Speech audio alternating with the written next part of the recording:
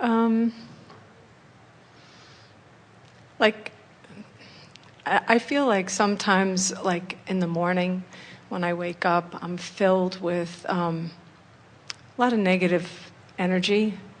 Well, the reason for that is because you went to bed feeling exactly the same way, and nothing changed while you were out of your body.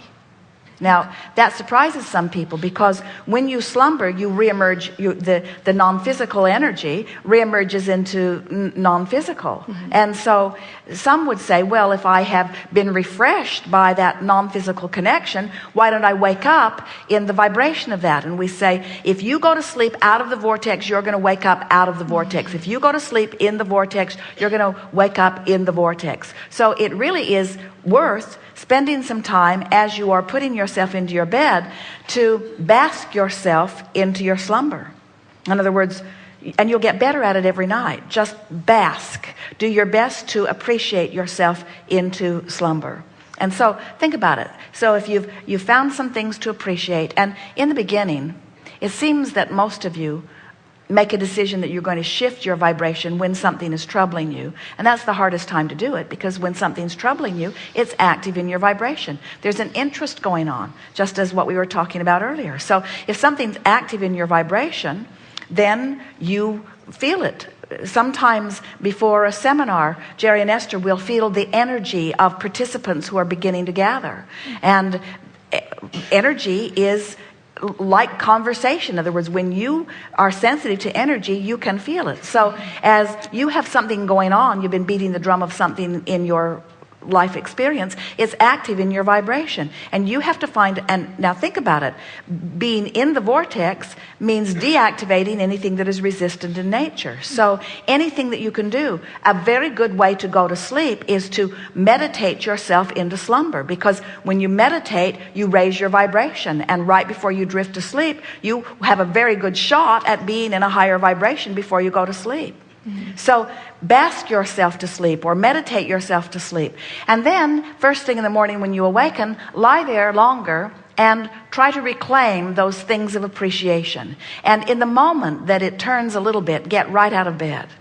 Then we recommend some focus wheels. Esther keeps several ideas going all the time of future focus wheels. She keeps a notebook in her pocket. She keeps a recorder with her when she drives. And as things come up that feel a little troubling, she makes a note. That's something I want a focus wheel, because I can feel that this vibration right now is in an interesting but troubling place.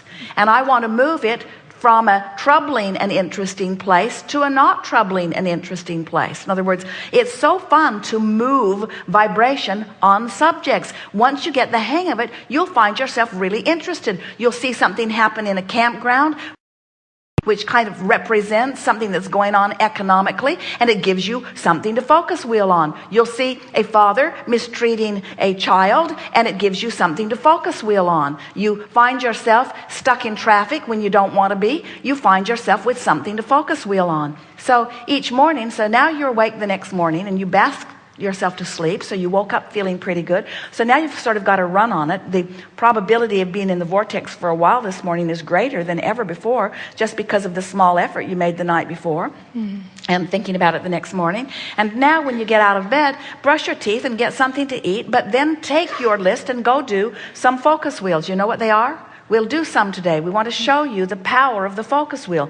The focus wheel is where you focus yourself from outside the vortex into the vortex. It's where you take a current condition and you move it vibrationally to an inside the vortex position. And then from your focus wheel, go right into a list of positive aspects, and if you can, into a rampage of appreciation. And if you did that for a week full of mornings or a month full of mornings, you would shift your vibration so substantially that those hopes and dreams that you've been launching into your vortex through many, many years would now be interesting. They would be something that calls you, and you would find yourself fascinated by the idea of it.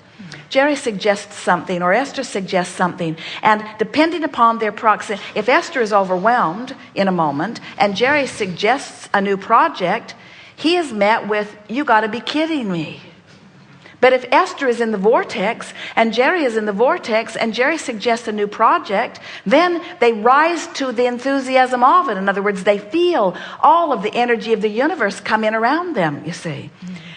We're really saying to you that we would not attempt to go through a day unless we'd made an effort to go into the vortex. We would say, go in the vortex and then call your friend. Go in the vortex and then check your email. Go into the vortex and then get in your car and drive. Get into the vortex and then have the conversation with someone meaningful. Get in the vortex and then have your sexual interaction. Get in the vortex and then order your lunch. Get in the vortex and then eat your lunch. Get in the vortex and then. Get in the vortex and then.